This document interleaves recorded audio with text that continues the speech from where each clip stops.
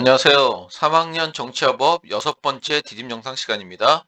오늘은 헌법의 의의와 원리라는 주제로 함께 공부하는 시간을 갖도록 하겠습니다. 자, 이 단원에서는 헌법의 의미 변천 과정에 대해서 알아보고, 자, 세 가지 과정이 있죠. 고유한 의미의 헌법, 그다음 근대 입헌주의 헌법, 그다음에 현대 복지국가헌법, 이 세 과정을 잘 정리해 주시면 되겠습니다. 그다음에 헌법이 지닌 기능에 대해서 알아보고, 그다음에 헌법에 나타난 여섯 가지 기본 원리가 있습니다. 자, 요 내용이 굉장히 중요한 내용입니다.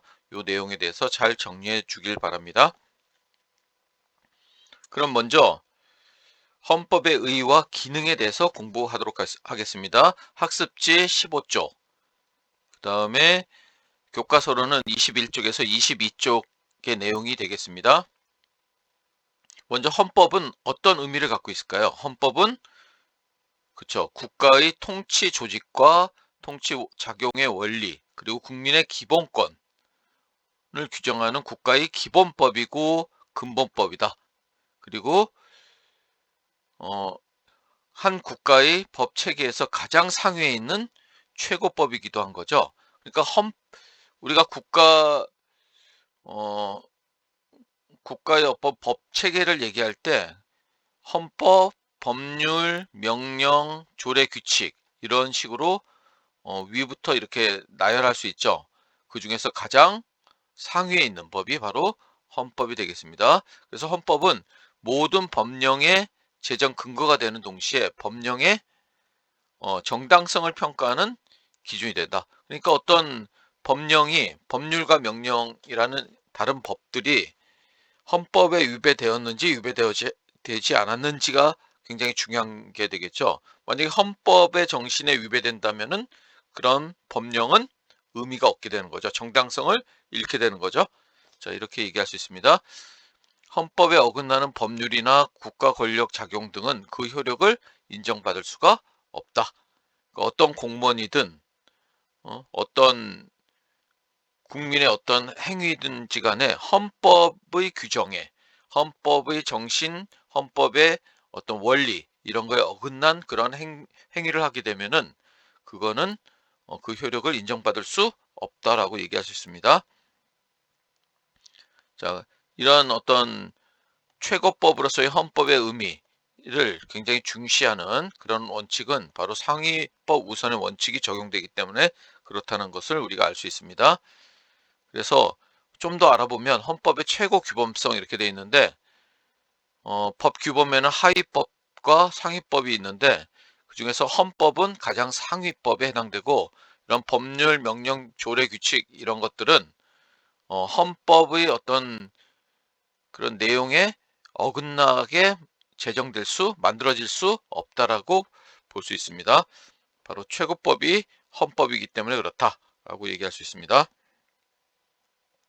자, 그 다음에 15쪽 계속해 나가겠습니다. 입헌주의와 헌법. 헌법을 통해 국민의 자유와 권리를 명확하게 규정하고 국민의 자유와 권리가 국가 권력에 의해서 부당하게 침해당하지 않도록 국가 권력을 제한하는 통치 원리. 이 국가 권력을 제한하기 위해서 헌법에 그런 내용들이 담겨 있다.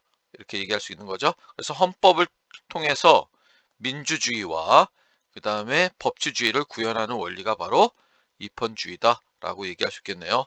헌법에 입각해서 민주주의와 법치주의를 우리가 보장할 수 있는 그런 내용들로 이 헌법의 내용이 담겨 있어서 그런 헌법에 입각한 그런 제도와 원리가 만들어지고 있는 거죠.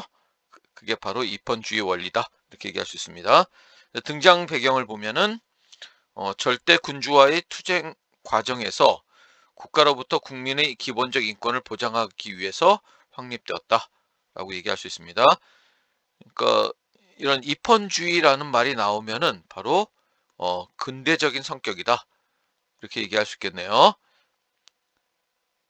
그 다음에 헌법의 의미 변천을 보면은 자, 이렇게 세 가지로 나눌 수 있습니다. 고유한 의미의 헌법, 근대 입헌주의 헌법, 현대 복지 국가의 헌법 이렇게 돼 있는데 고유한 의미의 헌법은 근대 입헌주의 헌법에도 포함이 되고, 그 다음에 현대 복지국가 헌법에도 이러한 의미가 담겨 있는 거죠. 그리고 현대 복지국가 헌법에는 고유한 의미의 헌법뿐만 아니라 이 근대 입헌주의 헌법의 내용도 함께 담겨 있는 거죠. 그거를 이렇게 혼돈하면 안 됩니다. 자, 그러면은 하나하나 차례대로 공부해 보도록 할게요.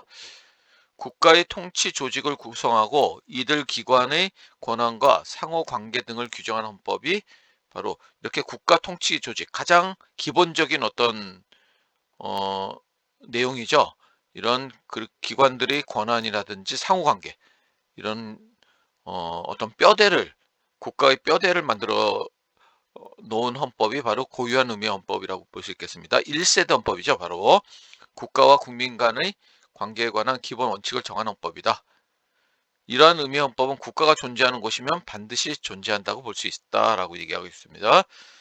그 다음에 근대 입헌주의 헌법은 이러한 고유한 의미의 헌법을 포함해서, 이런 것들도 포함해서 국민주권이라든지 기본권 보장, 권력 분립, 이런 내용이 추가해서 포함되고 있는 거죠. 그래서 국민의 자유와 권리를 보장하는 것을 목적으로 하는, 국가 권력을 제한해서 어떤 절대 군주라든지 어떤 신분제 사회에서의 어떤 이런 국가 권력을 제한해서 국민의 자유와 권리를 보장하는 것을 목적으로 하는 근대 입헌주의 헌법의 어떤 성격을 우리가 알 수 있습니다. 그래서 절대 권력으로부터 개인의 자유와 권리를 보장하는데 굉장히 중요한 어떤 목적을 두고 있다, 이렇게 얘기할 수 있습니다. 그래서 형식적 평등과 재산의 절대성을 강조한다, 이렇게 얘기할 수 있겠네요. 그 다음에 현대 접어들면은 현대 복지국가 헌법이 등장하게 되죠. 그래서 근대 입헌주의, 이런 성격을 다 포함하고 또 이런 성격도 다 포함해서 새롭게 뭔가 추가되는 그런 의미가 담겨 있는 거죠. 그래서 생존권적 기본권 또는 인간다운 생활, 이런 말들이 바로 이 현대복지국가의 특징을 나타낸다고 볼 수 있겠네요. 또는 바로 복지국가, 최소한의 인간다운 생활을 국가가 보장하는 복지국가의 원리, 이런 것들이 바로 현대복지국가의 성격을 나타낸다 라고 얘기할 수 있습니다. 왜 현대복지국가 헌법이 나타나게 되느냐? 자본주의의 어떤 문제점이 드러나면서 현대복지국가의 헌법이 등장하겠다 얘기할 수 있습니다. 어떤 문제가 있죠? 바로 빈부격차, 경제적 불평등, 이런 얘기를 할 수 있겠죠. 그래서 이런 사회적 문제에 대해서 국가의 역할이 좀 더 적극적으로 어, 요구되는 그러한 시대가 됐고, 그러한 내용이 이런 현대복지국가 헌법에 잘 표현되기 시작했다. 현대 문제에 대한 국가의, 사회 문제에 대한 국가의 적극적인 개입이 필요해졌고, 이렇게 실질적 평등, 자, 여기 형식적 평등이라고 했는데 근대 입헌주의 헌법에서는 실질적 평등의 내용이 현대복지국가 헌법에 나타나기 시작했다라고 얘기할 수 있습니다. 그리고 사회권과 밀접한 관련이 있는 거죠. 사회권.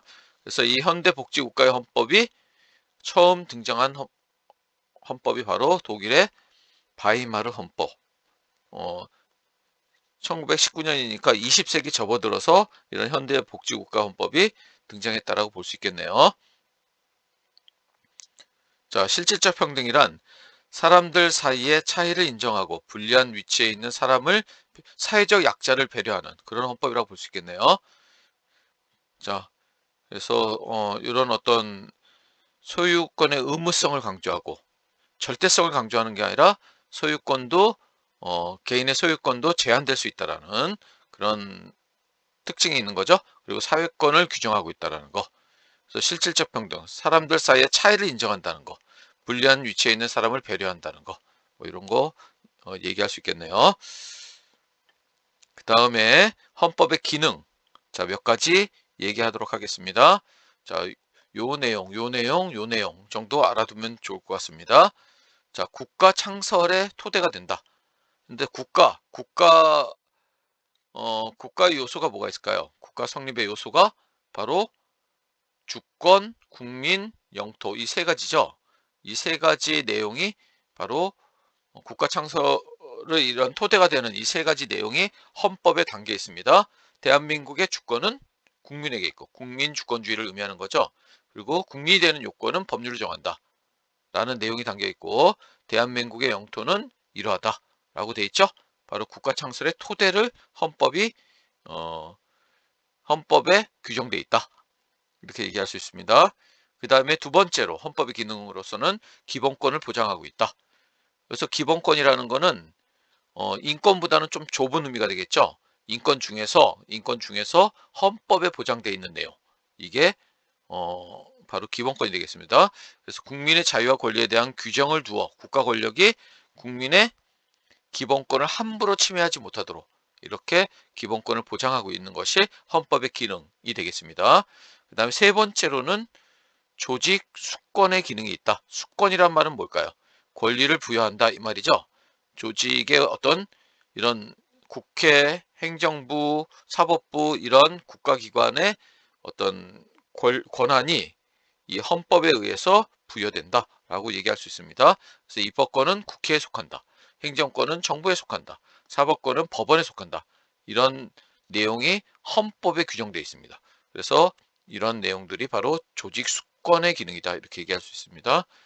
그 다음에 헌법의 기능 네 번째를 보면은, 자, 국회는 국정을 감사하거나 특정한 사안을 조사할 수 있다라고 돼 있어서, 자, 이렇게 입법권이 행정부의 권한을 견제할 수 있는 거죠. 그렇죠? 이렇게 상호간에 국가 권력 기관 상호간에 입법부가 행정부, 행정부가 입법부, 또는 입법부가 사법부, 사법부가 행정부, 이런 식으로 국가 권력 기관 간의 상호 견제를 통해서 또는 균형을 통해서 국가 권력의 자의적 행사와 남용을 막아서 결국은 국민의 자유와 권리를 잘 보장하는 데 목적이 있는 거죠. 이런 기능을 권력 제한 기능, 어떤 권력 분립을 통한 권력 제한 기능이다, 이렇게 얘기할 수 있습니다. 그 다음에 국민적 합의 도출 기능, 정치생활 주도 기능, 이런 기능이 있다라는 것을 알아두시면 되겠습니다. 자, 이상 6번째 디딤 영상 시간을 마치겠습니다.